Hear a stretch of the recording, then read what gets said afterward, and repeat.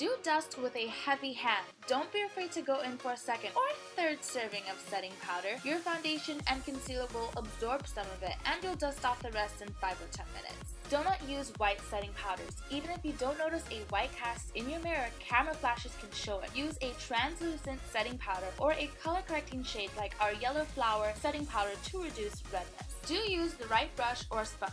Use a dense brush or blending egg. Pick up flour with a blending egg or brush, then press into your face.